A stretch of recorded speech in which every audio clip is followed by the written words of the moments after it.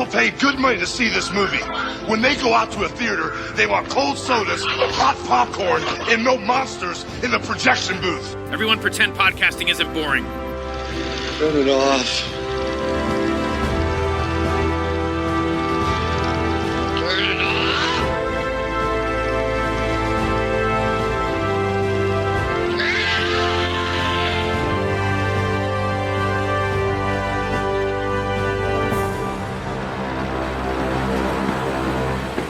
Katolický Viktor, poručík v záloze.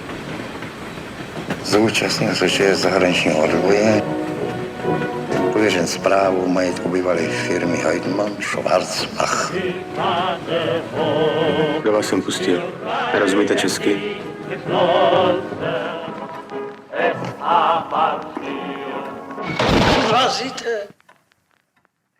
Podívejte se na to morchu, jak se dívá. Já ji odsaď vykopnu.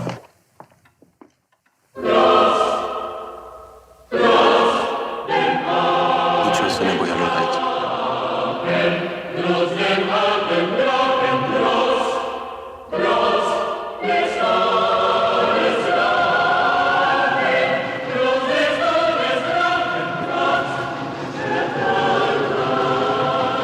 Jste s ním spokojen?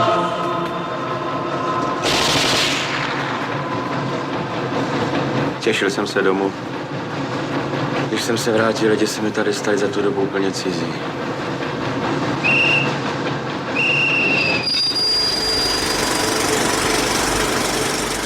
Welcome to the projection booth. I'm your host, Mike White. Join me once again is Mr. Jonthan Owen. Hello, happy Czechtember. Also back in the booth is Ms. Cerise Howard. Hi, Mike. Thanks for having me back. And hi, Jonathan. Very happy to be here. It's also Sparkstember. For Sparks fans out there like myself, September is a significant month. Oh, nice. I had no idea. I hope we don't conflict with those Sparks fans. There's overlap. I think it'll be fine. We conclude Czechtember 2024 with the film from Frantiscek Vlacil, Adelheid. Released in 1970, the film stars Petr Čepek as Viktor, a former Czech soldier turned caretaker of a confiscated German estate, where he encounters the titular Adelheid, played by Emma Černá, who is being held as a prisoner. Their evolving relationship forms the core of the film, set against the backdrop of a post-war displacement and political tension. We will be spoiling this film as we go along, so if you don't want anything ruined, turn off the podcast and come back after you've seen the beautiful new restoration of the film that is now available on Blu-ray. So, Jonathan, when was the first time you saw Adelheid, and what did you think? I probably saw it about maybe 20 years ago. So I think it came quite early in my discovery of the Czechoslovak New Wave. And I probably didn't see it in a really great copy to start with. And I must admit that I think when I first saw it, it passed me by a little bit. And I think I was aware of Vlacil and I was aware of Markéta Lazarova. I don't know if I had seen Markéta Lazarova by that point, but I feel that sadly at the time, this film was a little bit under the shadow of Markéta Lazarova, or under the shadow of my expectation of that film, because I just really wanted to see that. And I think because this is a rather more restrained and low-key film, it probably didn't make as big an impact as it should have done. But I think with having seen it again, rewatched it and understood more of the context of the history that it's dealing with, I think I've come to appreciate it much more. And in its own way, I think is as bold of a film in terms of what it's, the kind of themes it's addressing as Markéta Lazarova. So yes, it's one that's really grown on me, I think, the more I've watched it.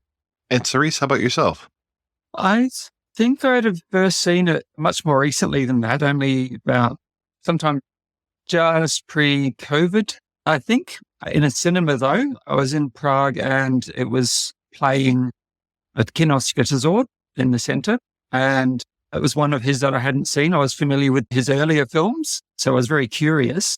And I have to admit, too, that I didn't quite latch onto it on first sight the way I had with Markéta Lazarova or Valley of the Bees and the White Dove, those gorgeous earlier films.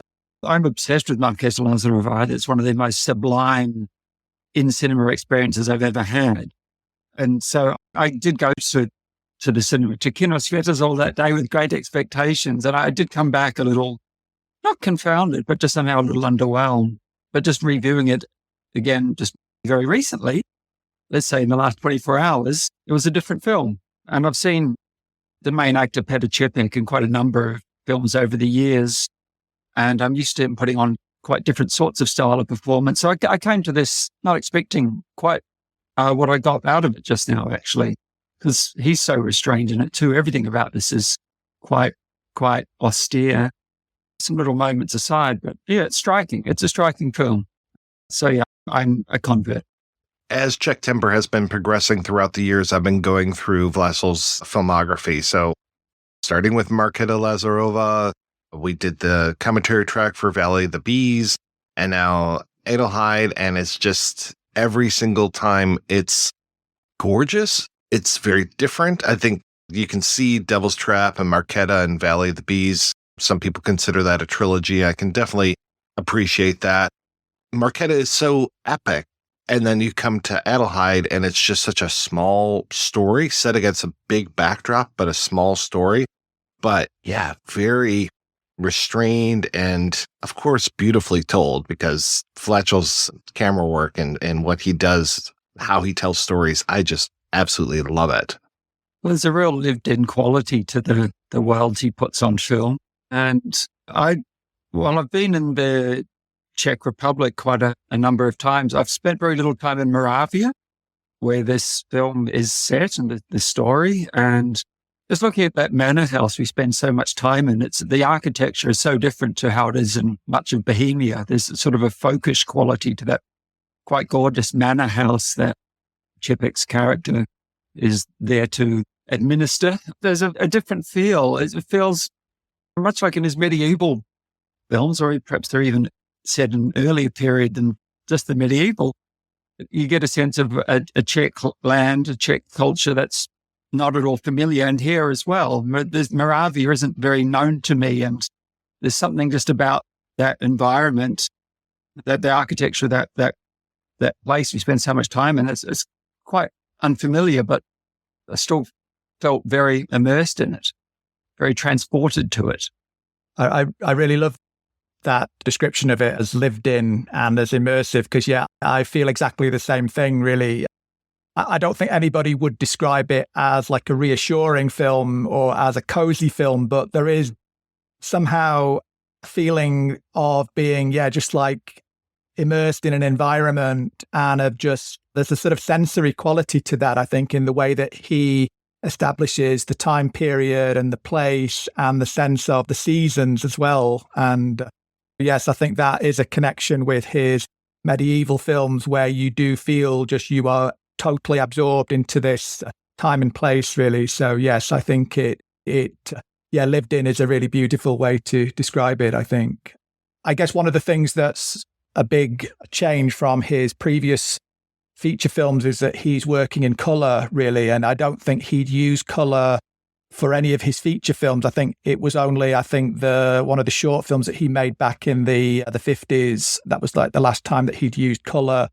And one of the interesting things about this is the way it begins, because I guess you start off black and white and then you shift to colour, and I don't know, how connected that is to the fact that this was his first feature film in colour, really. And yeah, that's, I think, a significant change after that beautiful sort of high contrast black and white, as you say, of the medieval films. But I think the way that the colour is used is really careful and really significant. And from what I've read, apparently he was very fastidious about the colours. And I believe that this has been reported that apparently he was very insistent to the cinematographer that they not use the colour red. So I think he was very careful about crafting the precise kind of colour palette that he wanted. Having said that, though, I just recall that the title itself is in red at the beginning. So that's an interesting choice, given that he apparently didn't want to use much red in the film. But yeah, I think the way that the colour is handled is very careful, but of course it's also very restrained colour too, isn't it, really? So it does, I guess that's another reason why it doesn't really leap out at you the way that the black and white, say, does in the earlier films. Yeah, it feels very drained sometimes. And especially once you get to the manor house and just everything feels old and decrepit and dirty and just, yeah, the drain of color helps make it feel that way. But then you do have occasional black and white shots in the film when our main character is having a ulcer attack. There's that beautiful shot of the water coming out of the spigot, but then there's color that's been added to it, almost like a psychedelic effect, which is nice. And I swear there's at least one moment where he looks down at the courtyard and it feels like that's in black and white. I don't know if it is or if just everything is so colorless, but I was like, is that a black and white shot? Because I thought it was nice that he's throwing in these little black and white moments, even in this muted color film. There definitely were a couple of moments like that. There was one that was very high contrast, really hearkening back to Marquez Lazador in particular, where that's really so ramped up. But this weird, odd little moment where, of course, it feels like just a moment of just pure expressionism. I don't think it's a moment. I don't think it's a moment with any narrative of significance per se. Just this odd little moment that feels like the man Victor there is just a bit outside of himself, disassociating or something perhaps happening there. Just, yeah, a really weird little moment that's so different to the rest of the film. It's as if he's looking out of the place, but the image seems to have him in it, but his face is very obfuscated through this contrast. Something's abstracted the image somewhat anyway. It's a little bit hallucinatory. You really get the feel in this one that it is based on a book, which it is, as is a lot of his other works. So I feel while I'm watching this, I'm like, okay, I feel like there's more to this story that maybe I should have read the book, but I could not find a English translated copy of it. But it also feels play-like at times because really there's like your three main characters that you have throughout this, and the way that the one character, the corrupt official, will drop in and out. And then for the most part, it is our main character and our titular character between Viktor and Adelheid, and their growing, changing relationship throughout so much of this. And that it's, I would say, 90% of this movie takes place in one location, takes place at the manor house. The rest of it, we start off on the train, we go to the official's office, and then after that, it's pretty much just at the manor house. Yes, it would have been very easy to, I don't know if it ever was adapted into a theatrical version, but yes, it would be very easy to do that. Yeah, I'm a little bit confused about the genesis of it. There was a book by Vladimir Kerner, who also wrote Valley of the Bees with Vlacil, and from what I've read, I believe there was an initial version of the script, which I think was submitted a little bit earlier, kind of, I think about 1966. And I'm not quite sure about whether Kerner had written the novel before that. I think maybe he had, but I think the novel was published a little bit later. I think the novel was published in 1967. So that was after the initial attempt to get the script produced. And that had failed because 1966 was still the Novotny era, and there was still difficulty in making this kind of film on this kind of theme, dealing as it does with the post-war treatment of Germans in Czechoslovakia. And apparently the earlier version of the script, at least, was on a kind of bigger scale. And I think there were more like subplots, and there were more characters and more of a sense of the kind of community around the main characters. And apparently at some point from the first version to the novel, because the novel itself, at least the version that was published, is also very similar to the existing film. And I think there had already been a kind of stripping down of the story at that point. And then, yeah, so I think, I guess Kerner had decided to do that at some point, perhaps because maybe it was going to be less controversial if you didn't have that kind of wider context in there. But originally it was meant to be, I think, a little bit more, not as much of a chamber work in the original idea. Yeah, I can absolutely imagine this on stage too. It would be very straightforward production to mount. It is very much a chamber drama. I mean, you could say that there's an extent to which that manor house is a sort of psychological space as much as a a narratively meaningful physical space and a lived-in space, as we were talking about. But there's a degree of decrepitude and yet a degree of a faded glamour to this place. It is a bit grand, and some rooms are notably grander than others and have a bit more decoration, and some of that decoration's quite beautiful. But for me, it's still a curious house. Don't know how common that architecture is throughout Moravia, but I still get a sense it has a grandeur that wouldn't be just super commonplace back then, circa close of World War II or to the current day. I don't know. Have you been to Moravia, either of you, much? Have you know the neighbourhood? No, I can't say I do. Only once to Brno, yeah, but not to the countryside, unfortunately. But in Czech reviews that I've read of the film, it does tend to describe it as a bizarre house. So I think probably even by like Moravian standards, I guess it's pretty striking. Yeah, I agree with that idea that I think it is a kind of psychological space. I don't know whether I'd go so far as to describe it as Gothic, but there is a kind of fairy tale quality. And interestingly, at that point before Viktor actually enters the house, I think it's during his journey, you hear a voiceover. I believe, I'm not quite sure whether it's the voiceover of Adelheid herself, but there's somebody like reciting a kind of fairy tale story. And I guess when you first see the house, when you see the exterior, it does have that kind of fairy tale quality.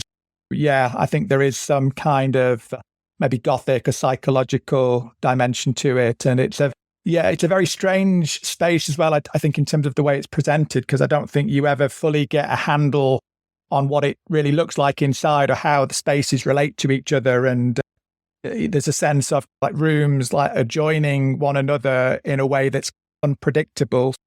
For instance, there's that point where he's like rummaging around in, I guess, the room that used to be Adelheid's bedroom, and then he discovers there's a door, and then she's there, and she seems to be doing something in the room next to it. And there is this sense that you can't quite grasp like where each room is in relation to the other. And as you say, there is a kind of range of different kind of like moods and qualities to the rooms. And the first room that it's interesting that he decides to sleep in the room that looks like the most comfortless, and it's like an attic looking little room, isn't it, really? And then I guess as the narrative progresses and as their relationship develops to some extent, he's changing room. And then I think in one of the later scenes, he's actually in her room, isn't he, sleeping there, at which point the colour schemes start to change as well. And so, yeah, there is this use of the spaces, I think, to reflect the psychology and the relationship.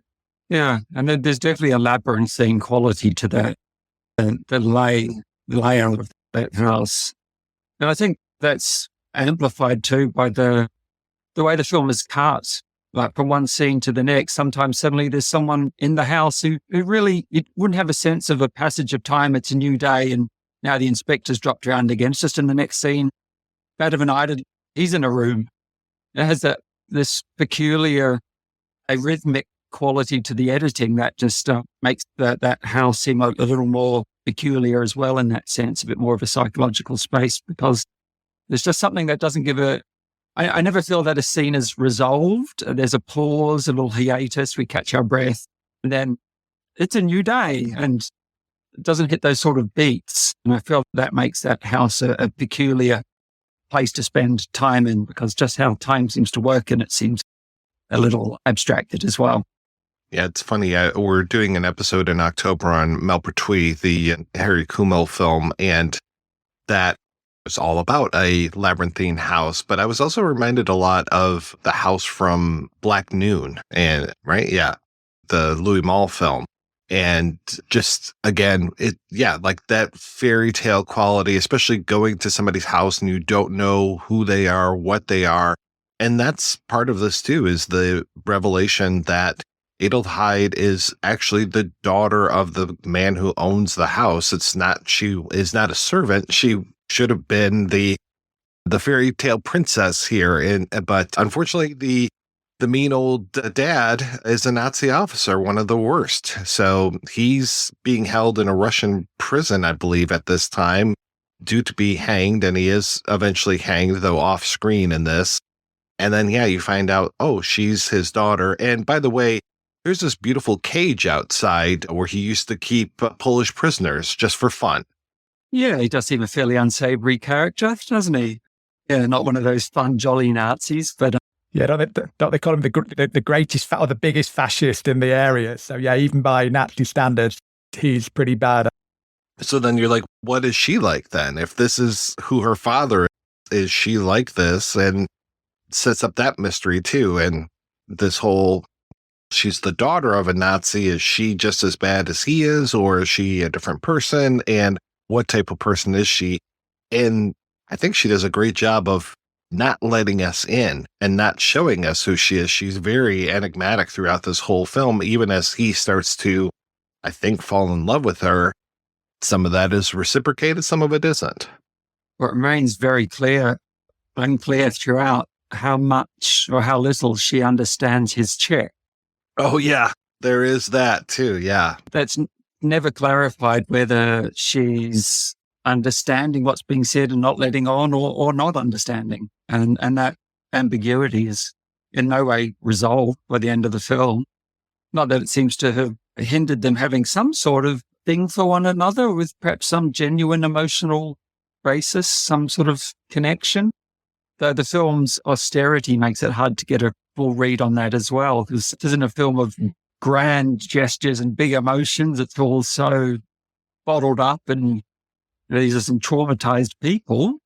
Really hard to know how much she might be naive, or how much she might be calculating, or how much she might be just pragmatic, how much she might think that her own goose is cooked and it's just a matter of time as well. How much can she play this guy in order to get away clean, if she can, possibly? Must have been a very difficult part to play. And from what I remember from the book, it really doesn't give anything. I think it doesn't really get into the sort of psychology and in terms of how to play that, how to physically manifest the part. I think really that's all done through the direction and through the performance of Emma Černá, really. And as you say, it's very inscrutable, isn't it? And the fact that she's lumped in with all the other Nazis and with the father by the officials, I guess is meant to show that I think there's meant to be a critical tone towards them, that they're just associating any German with Nazism. So I think there clearly is a sense in which she is being wronged a little bit by the way she is just considered as a Nazi too. But then, as you say, there's ambiguities, aren't there? And I'm thinking of specifically the scene with the record, and you hear that sort of military style march come on, and then she stands up and she's looking very proud, and then they get genuinely unnerved, don't they, by the expression that she has. And at that point you're thinking, yeah, maybe there is some kind of pride or some kind of commitment to this idea. But yes, it's never really resolved either way, I think. It was no longer just these nice sugary Strauss waltzes that they were all enjoying, but sounded like something militantly Nazi. Awkward moment for all of them. There's a whole thing too about the keys in the house and making the house a mystery itself, as far as, oh yeah, no, there's just the two keys. Here you go. Here's both of these keys. We're good. Only to find out that there is a third key that's going on. And there's somebody else hiding in the house, which we don't find out until really the third act reveal. It's almost like a Chekhovian moment, that, isn't it? Like, there are only two keys. So when somebody says there are only two keys, you're meant to question. And yeah. That gives it a bit of that sort of Gothic fairy tale flavor as well. It leans into that there too. Yeah, it's like the first time I watched Rebecca, where I was just like, is the old Mrs. De Winter really dead, or is she hiding in the house? Yeah, that was my initial impression when I saw that. I was like, oh no, she's way too strong of a personality. She has to be here in the house someplace. Mrs. Danvers has to be hiding her out. I did want to call out Jan Vlacil, and apologies for all of these names, but he is the one that plays the other official, the corrupt official, and known for me as just being this kind of lovable bureaucrat guy. He shows up, he's the dad in Loves of a Blonde, he's the band leader in If a Thousand Clarinets, he's befuddled in The Fireman's Ball. And in this, He is so good as a villain. I couldn't get over how good he was because, and I don't know if some of that is because he has always given this older bear type performance, but here, oh my gosh, you just dread every single time he's on screen. It's funny because he's always described as a non-actor. And yeah, he's one of Milos Forman's discoveries, one of just a casting choice. I think an audition in the first instance where he was, and he was, I don't think he ever exactly pursued acting, but it seemed to find him. And yet, to this day, anytime I ever find any reference to him, it's always as non-actor Jan Vostachil. And it's perverse because he's definitely putting on or not putting on, but the performance he's delivering is in a very different tonal register to the buffoonery, the gentle buffoonery of Fireman's Ball, or again, there's a bit of buffoonery in Loves of the Blonde, but paternal flavor of like clownishness. He's terrific, but yeah, I don't buy non-actor anymore. I don't want a part of that, actually. This is a performance. I feel it in my bones.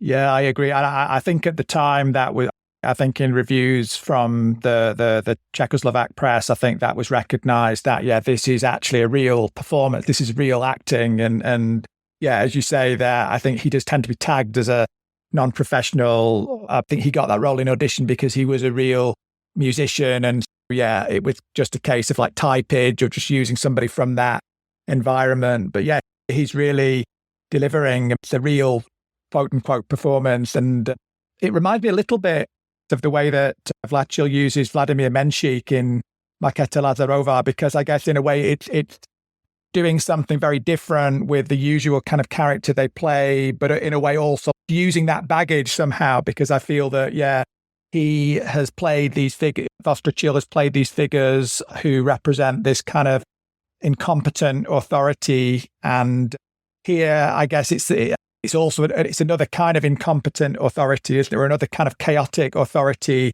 but in a rather more sinister way, I think.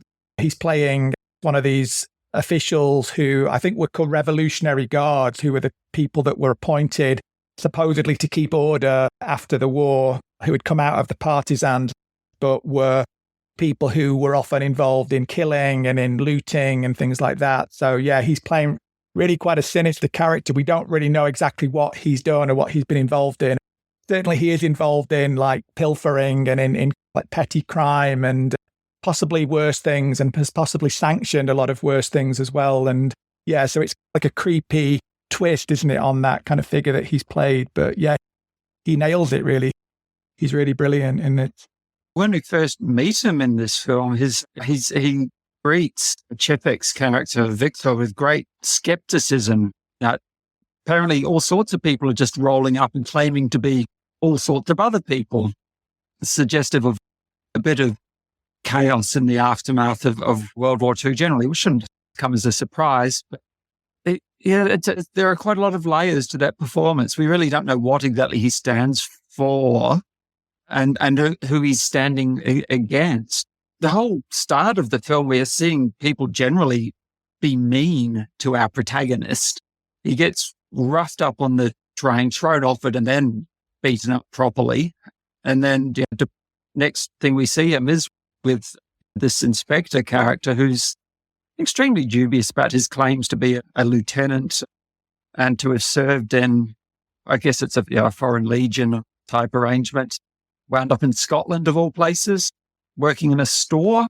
And I guess that would possibly introduce another level of disdain, that perhaps this was a serviceman who actually hadn't gone around shooting people or doing other somehow admirable acts during wartime. Yeah, so there's quite a lot of enigmatic qualities to all of these three key characters in this film, really. I think that's perhaps why it has rewarded repeat viewings, and why I just got a lot more out of coming to it again just in the last day, having another watch and just going, no, I don't. There's actually a lot in this, and I can't come away from it with anything approaching a definitive read, actually. So I'm quite happy about. There's an ambiguous moment where I think when he's looking at Viktor's details, and then he notes that he was in the RAF, And he gives a look, and it's not quite clear what that look is meant to represent. Probably some kind of disdain or distrust, and I guess possibly relating to that whole antagonism about Czech and Slovak soldiers who had served in the RAF in Britain, who should have been celebrated as heroes, but were not, were actually persecuted by the communists. And so whether there is some kind of, I don't get that it's like an ideological disdain, but yeah, there's some kind of hostility that comes in there, isn't there, I think, that idea. And I think it's also that idea that he's been away from the real action, isn't it? That he's, you've just been in Britain and you've not seen the real horrible stuff that we've seen here. And but as you say, it's hard to get a read on what he stands for, isn't it, really, other than just looking out for himself and getting as much booze and as many spoils as he can, really. And because, he does then have the temerity to scold Viktor for mostly selling Adelheid for 2 bottles of something. Yeah, a transaction he was trying to initiate himself. So it's a lot of hypocrisy of these people, of these officials. I think he's very jealous that our main character, that Viktor, has found all that cognac hidden in the chateau. He was looking behind the books, which is funny. Reminds me of that Chris Rock routine about hide your money in books, but here he's hiding all the cognac behind the classics, which was pretty nice. And that also leads us to know that Viktor can speak multiple languages, and he's trying his best to speak German, but not doing that great of a job of it. But he is learning throughout this whole thing of how to say, go to my bed, which I thought was pretty nice. Yes, I remember in the novel, it goes into that in detail. Yeah, he's learning one word at a time, basically, just very laboriously memorizing it I think probably over a few days as well. So yes, he's really just determined to get it right. And then, the whole time you're like, she probably understands if he had said that in Czech. But she's not going to ever give up that what she knows and what she doesn't know. That, as you said, inscrutable, I think, is a great word for her. There's that moment when he's looking at her things and then he finds the book, doesn't he? And it has like a Czech poem, I believe. And I don't think we find out who has written it, whether she's written it or whether somebody, I think possibly a school friend has written it. And then I think he asks her, doesn't he, do you speak Czech? But it still doesn't get answered. And there are moments, aren't there, where he'll say something and she will look, or there'll be some kind of indication or suggestion that she's understood. But yes, it never really resolves it. And then I like the fact that at the end, when there's the kind of the sort of trial or the hearing at the end, and then they're finally speaking through an interpreter. And I think that's a nice way to conclude the relationship, because I guess that it's that very sort of sad reassertion of the boundary between them, isn't it? I think through the motif of language, that finally they actually just have an interpreter, so that kind of any kind of communication now is completely distanced. And that was a nice idea, I think. It was the same thing that I had with Markéta Lazarova, where I am not smart enough to hear the difference between the Czech and the German a lot of times, so I won't realize that they're speaking different languages. But this one was a little bit easier for me than Markéta, just because it was so forefronted, as opposed to when people would like ride up on their horses and be like, I'm speaking German or I'm speaking Czech. I don't know. As a viewer, I'm like, I'm not sure what's going on exactly. But a few times watching the movie, I understood a lot better. That was the thing. I re-listened to the episode we did on Markéta just recently, and I was like, oh yeah, I talk a lot in here about how many times it takes to view Markéta to really get a grasp on it. And even then, I still don't feel like I fully have it. Like, Cerise, I can see why you're obsessed with the movie like that, because it just gives you so much more every single time you watch it.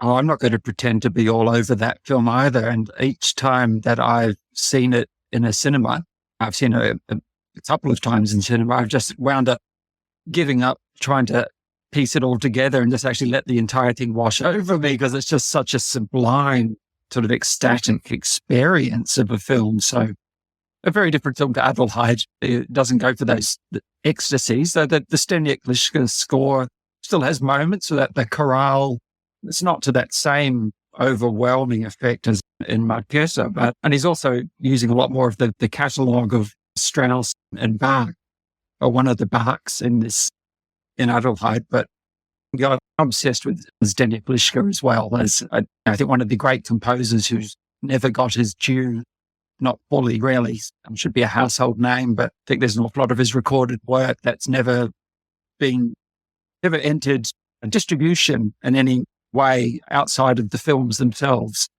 which is a sad thing, I think. I think he's just truly one of the most extraordinary and versatile composers ever to have worked in film.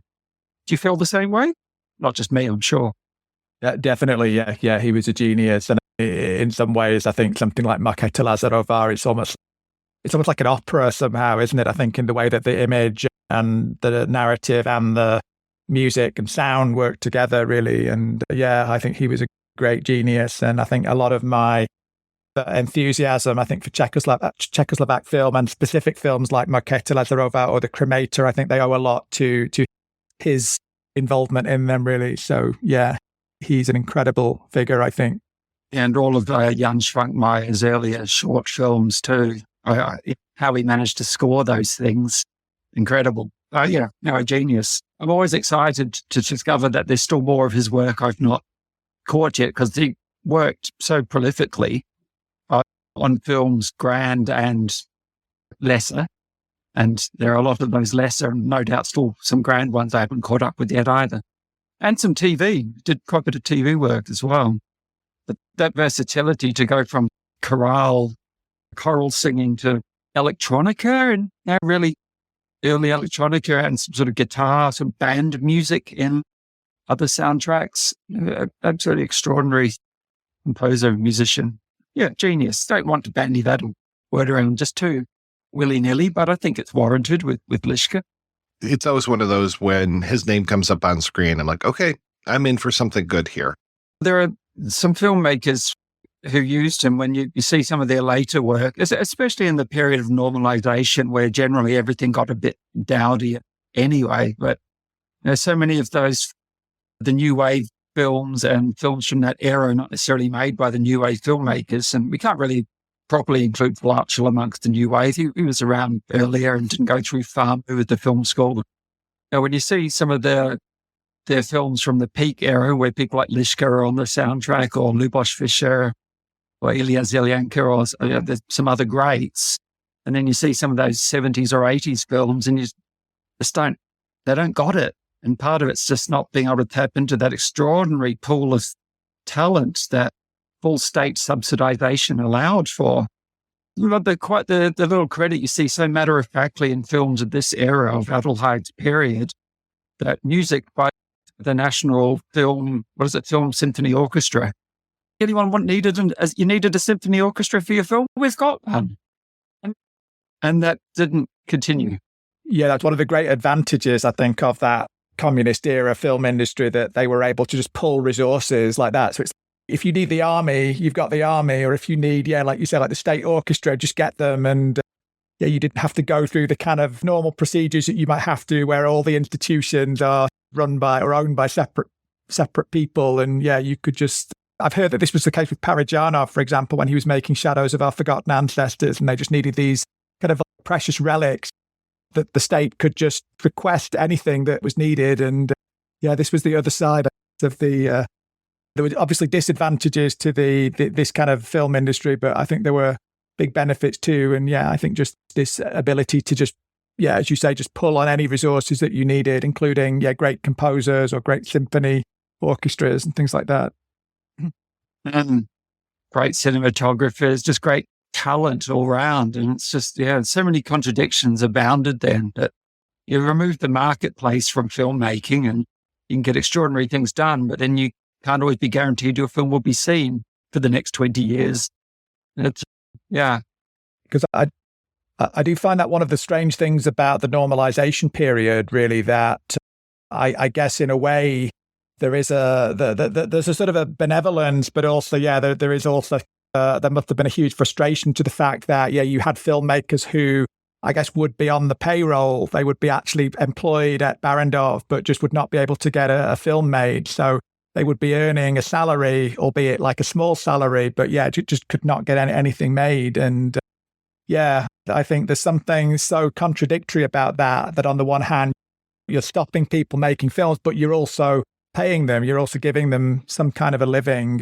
And it was a very strange system, I think. And I guess that was a big benefit for things like documentary or short films or animation. And as you said, Vlacil, he came through that kind of apprenticeship, didn't he, really? Rather than going to film school, he was making short films, he was making documentaries, and he was even in the thing that I think is one of the strangest phenomena, I think, of Czechoslovak cinema, that he was in that army studio. So they had this film studio run by the military, which actually incubated a number of quite kind of strange talents like him and I believe Karel Varkek, the documentarist, there were and Jan Schmidt, who would work with Pavel Juracek. Yeah, they had come through this experience in the Czechoslovak army film studio, making documentaries which often had like an experimental slant to them. Yeah, that was the background that Vlacil came from, which does seem strange in view of the work that he would make in the 60s. But I guess he was able to use those resources and use that context already to experiment because, I believe I've seen a couple of his army films. I think the one that he made in colour called Glass Clouds, that's a really beautiful, poetic film, really. No one would imagine that it had come out of that context, really. And I believe he had contributed to some animated films early on as well, though the credits seem to be quite hard to find. But I think he had something to do with some puppet animation. His whole story is quite peculiar. I think he actually sounds like he's quite an eccentric character. There was a documentary some years back called Film Spar about the Karlovy International Film Festival. Did you ever come across this glorious documentary? It's great. It's great.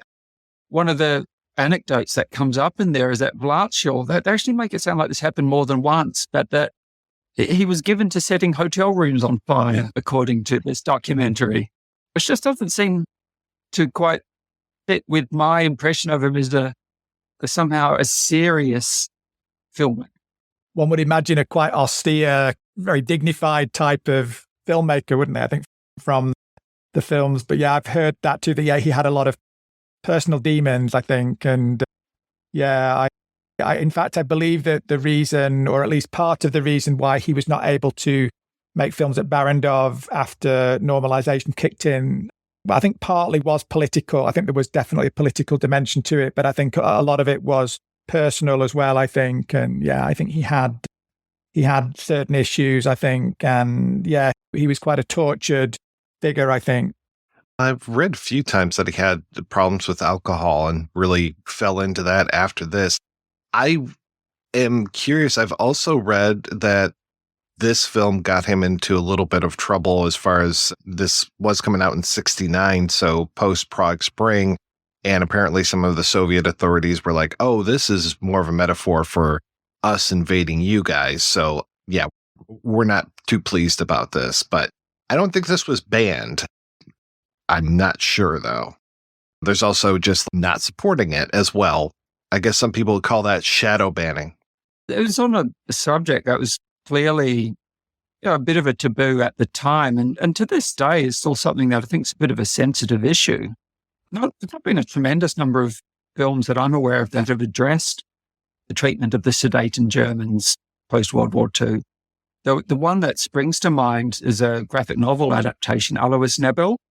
I've seen the film. I've not read the graphic novel, but and the film's gorgeous. It's beautifully rotoscoped to look exactly the way the graphic novel did, and it's set very much it's surrounding those same issues of displacement, forced displacement, and anxiety surrounding that.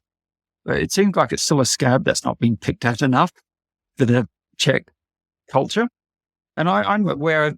I try to get to come back to Karlovy Vary. I love that festival, and it's in part of what was termed the Sudeten land, which wasn't one big contiguous strip of land around the border, but pockets spanning from the western Bohemia, where Karlovy Vary is, very near the German border, to what we're talking about in Adelheid, that's in Moravia, way on over to the east.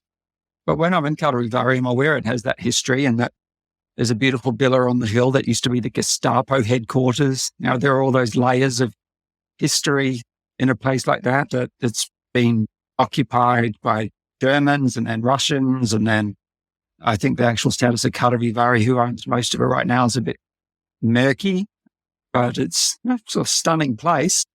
Puts on a great festival. But I know it's not something that is spoken of much, whether there or just in the culture more broadly. During the communist period, I mean, it was like officially very taboo. And I think to a large extent because the communists had been complicit or more than complicit, even though Czechoslovakia, I guess 45 to 48, it wasn't like fully communist. But yeah, the communists and the Soviet Union played a big role in that treatment of the Sudeten Germans. But yeah, I think since then, as you say, I think it is still a very sensitive topic for many reasons. And I admire this film, I think, for quite subtly, but nonetheless, definitely it's making some of those analogies clear, isn't it? Where I guess you have obviously the horrors of the Second World War and of the Nazis, and then it's saying, but look at how we're behaving now. We're doing maybe some of the same things, or where some of the same attitudes or some of the same actions are just being repeated. And like with I think the book burning, for example, is quite a telling moment, isn't it? Where Viktor says, I refuse to burn books. And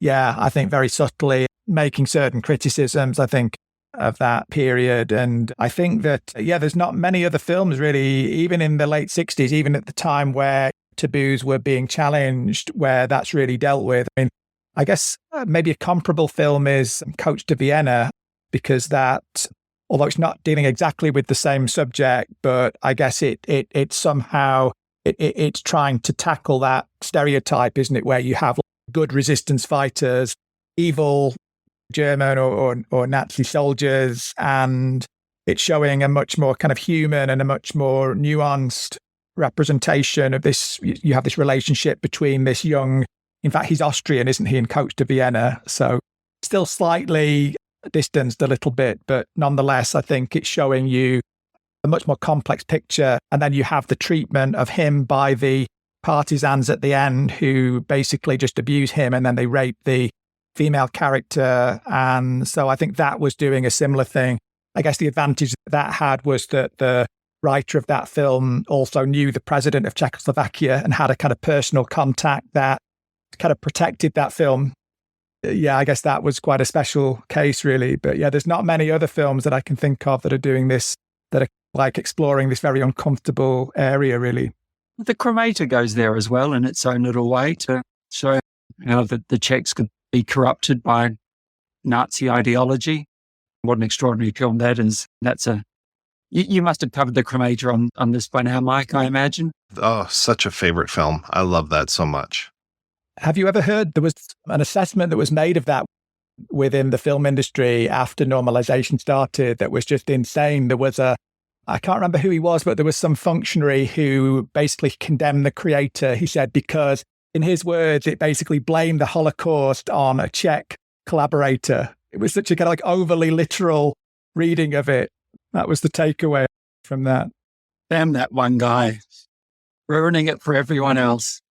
I was just thinking in regard to the ending, you were mentioning the idea that I think the Soviets possibly saw it as some kind of allegory. And there is a nice piece by Martin Schreier about the reception of the film. And I think he says that although it didn't get a big audience at the time, it was not really seen, I think, very much, but it did get good reviews. And Schreier says that it did strike a chord with, at least with critics or with people at the time who did see it, because I guess it fed into that pessimistic mood of 1969, 1970, when people knew what was going to come. And I guess in this film, it's in 1945, isn't it? Maybe late 1945.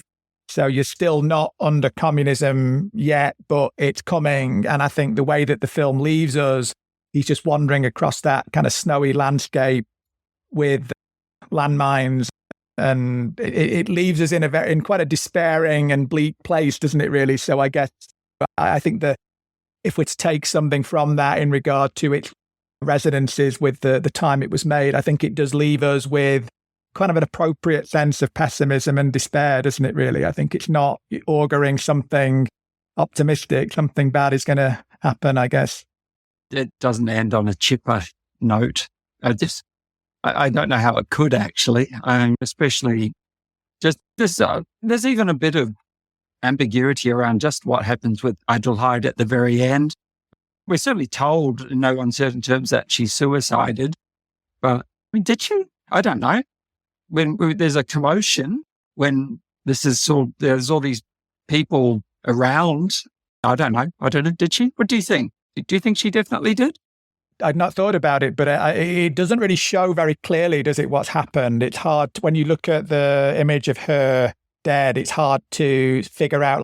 I think she's meant to have strangled herself, isn't she? But it's not very clear. It does. And I was thinking too with the brother, the way the brother dies is also not particularly clear. I think in the book, it's a little bit different because I think he has fled, and then in the book they go, I think Viktor and one of the soldiers goes into the woods, and I think they just find him dead and like frozen to death. But in the film, he's grappling with Viktor, and then Adelheid hits. She's like hitting, I mean, meant to be hitting at Viktor, but I think hits the brother as well. And the last we see of him is he's just keeled over or lying on the floor, but it doesn't really tell us explicitly how he's died. Then the official, the soldier comes, the guy on crutches, but then it just cuts away to the hearings. Yeah, I think that too is left a little bit unclear, I think, for me anyway. It's fast to agree with the statement, which instantly seems sinister because you think of anything to do with that, not just the end of World War II times, but certainly the time which the film was made, people being asked to just agree to, here's a statement we prepared earlier. You will now agree with this. Kindly agree with this now. Don't make us have to make you agree with this. That's that sort of energy. That's the vibe I got from the ending. Made it very unclear to me as to how legitimate this idea of suicide was. I felt very unclear. I forgot that we end this movie in black and white, that we are back to, it's taken us full circle. We started the film in that very stark black and white, and now it's not so stark at the end, but we are definitely devoid of all color. And you get that, like you're saying, the snowy landscape and that return to the cross where we saw him at earlier. Yeah, with that big old field of landmines that he's just marching across. So you don't know what's going to happen after that. I think in the book, they say that, I think at the end of the book, he meets the girl again that he met at the beginning when he was going to the house, and the girl tells him that the landmines have all been cleared now. But interestingly, the film leaves that out. So I guess the film wants us just to maybe speculate. Yeah, maybe they're still there. Maybe he will die, or yeah. Did you read the book, Jonthan, in translation or in Czech? I struggled with it in Czech. Yeah, trying to look for a translation, but sadly I couldn't find one. I wish hopefully somebody will do them. There's a university press in the Czech Republic that is starting to issue some really nice translations of Czech and Slovak literature. I think they were the one who put out the Cremator. So hopefully there will be. The Twisted Spoon Press. The beautiful editions. Yeah. Really gorgeous editions. They did Valerie and Her Week of Wonders as well. And Vladimir Kerner also wrote, there is also, in the collection that I got, there was also Valley of the Bees as well. So hopefully it would be nice to see a two novel volume, because I guess together they would be, not maybe 300 pages or something with the two of them. So hopefully in the future there will be a translation, but it's pretty close otherwise to the film though. I think there's not a lot of like big differences. It just adds a little bit more detail, but it's essentially, I think, the same really. And no suggestion the book was ever banned at any point or became particularly controversial? I don't believe so, yeah. Often writers got a worse treatment than filmmakers, but I don't believe there was a ban. I'd have to check. I know that, going back to Jan Procházka, he was treated horribly, and I think basically he was essentially killed by the regime, really. But I'm not sure in regard to Kerner. I have to look into his subsequent career through the 70s and 80s. I guess he was one of those figures who, continued to make pretty good films.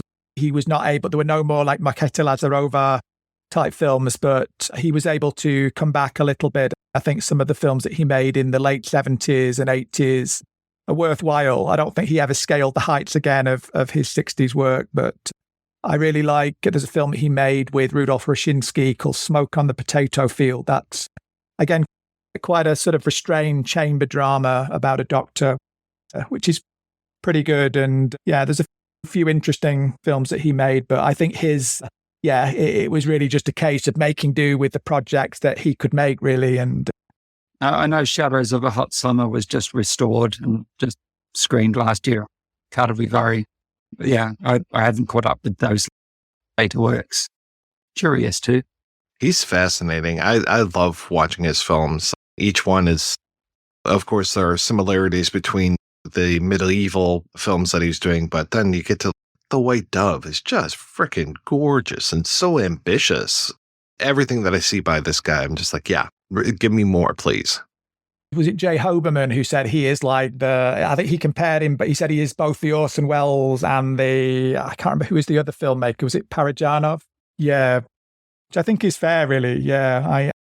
Much as I love Czech cinema or Czech and Slovak cinema, I think that it, in a way, is it's quite a kind of consciously modest cinema in many ways, isn't it? It's a small scale cinema. It's a cinema that often deals with, it's often comic, it's often dealing with intimate, small scale situations. And I think Vlacil is someone who brought this kind of visual ambition and this kind of epic sense, I guess, not so much in a film like Adelheid, but in his other work, which is unique, really. I think what he's doing in something like Markéta Lazarova, there are not many other Czech or Slovak films of that kind of vision, I think.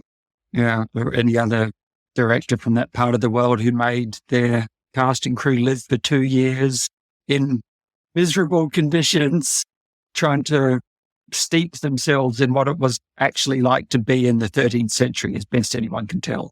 Yeah, that was not a common practice, I don't believe, amongst filmmakers there. Possibly shouldn't be. I don't think they would have gotten a whole lot of films made had they all done that. Didn't he have a breakdown, I think, as well during the making of it? And yeah, I think he took a toll on everybody, including him, I think. Yeah, I guess you'd have to go to Zhuavsky or Hodorovsky or somebody like that, wouldn't you, to find kind of something similarly extreme. It's almost like cult leader status to be able to make a crew do that. Was the Russian director in recent time who built that whole environment over the course of several years and inflicted a sort of a Stanford University experiment type vibe across an entire small town. Ilya, I've forgotten his name. It wound up being incredibly controversial because there were suggestions, more than just suggestions, of a lot of abusive practices in this town he built for these umpteen films that I think that I've seen two to have emerged from the project so far. One of them was extremely harrowing. Do you know the ones at all? Is this ringing a bell? No, I'm so curious. No, yeah, me too.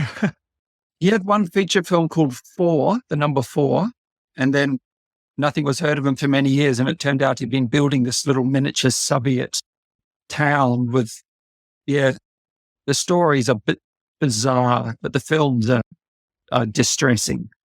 A young Russian film director has holed up on the outskirts of Kharkov, a town 1.4 million in the country's seat, making something. A movie, sure, but not that. If the gossip is to be believed, this was the most expensive, complicated, all-consuming film project ever attempted. This might be it. Ilya Kurzkanovsky, a madman who forced the crew to dress in Stalin-era clothes, fed them Soviet food out of cans and tins, and paid them in Soviet money only. Made some of them high-powered functionaries and others serfs, effectively, and had them inhabit these roles with the psychological dimensions that all entailed, and lived that for extended periods of time, and then every now and again film it in a sort of semi-improvised sort of way, including actual sort of Nazi thugs on there, but also guest appearances by people like Slavoj Žižek or other personalities who would hop in to deliver a lecture or Just completely bizarre and bonkers on a scale that possibly unprecedented and probably should never be repeated and possibly should never have happened in the first place. I was thinking of Hard to Be a God at first, but yeah, that's not as extreme as, because that does feel like that, doesn't it? That feels like one of those films in which the people in it had to live through that and probably suffered very uncomfortable and unpleasant situations to make that. And in that case, the director didn't survive it himself, did he? I think, was the film completed posthumously? It was, wasn't it? Yeah, that's right. By his son, I think. Yeah. All right, we're going to take a break and play a preview of next week's show right after these brief messages. He gambled everything, his home, his wife, his mistress, on 5 pounds of fighting cock. Warren Oates is the cockfighter. From governor's mansions to cheap hotels, it's the big money sport that's dirty, violent, and outside the law. Cockfighter. And my bird here, he can beat anything you got to show, man. Warren Oates, a man whose game is winning, with a woman whose game is men. Cockfighter, rated R. That's right. We're going to be back next week with a look at Monty Hellman's Cockfighter in episode 6 years in the making. Until then, I want to thank my co-hosts, Jonthan and Cerise. Cerise, what is the latest with you? I have to put to bed very imminently the program for the next Melbourne Queer Film Festival, which runs November 14 to 24. That's the most pressing of my things that I'm juggling and overcommitted to delivering at this moment. Are you an overcommitter too? Every now and again, I kid myself that I've weaned myself off it somehow, but I have not. And Jonthan, what's the latest with you, sir? So I contributed to the recent Deaf Crocodile release of Adela Hasn't Had Supper Yet, for which I've written one of the essays. That's out now. It's a beautiful release with lots of wonderful features and a beautiful packaging as well. And I've also got a couple of things in the pipeline for second run, some things that will be, I think, of interest to fans of the projection booth and of Czechtember. And those should be released, I think, one of them should be at the end of this year and then another one next year, I believe. Thank you so much, folks, for being on the show. Thanks to everybody for listening. If you want to hear more of me shooting off my mouth, check out some of the other shows that I work on. They're all available at weirdingwaymedia.com. Thanks especially to our Patreon community. If you want to join the community, visit patreon.com/projection booth. Every donation we get helps the projection booth take over the world.